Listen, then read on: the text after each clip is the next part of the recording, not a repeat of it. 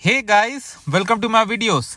So guys, today in this video I'm going to show you how you can enable or disable 5G network in your iOS device. For Android devices, I have already uploaded a video that you can watch. But for iOS, this is what I'm showing you. So you have to go into the settings and tap on cellular. Okay. Here you need to go for cellular data options. Here you see that voice and data, 5G auto and data mode, allow more data on 5G. Now we'll go for these options, voice and data.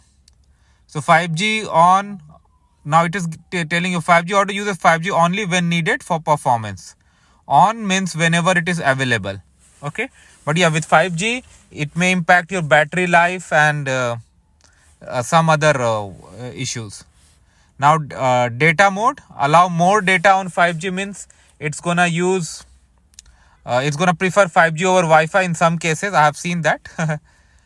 And also like other features where it can pick up. But anyway, with this you can switch on and off. Okay, like if I go for voice and data, I can switch to LTE. See, the moment I tap LTE, it went to LTE.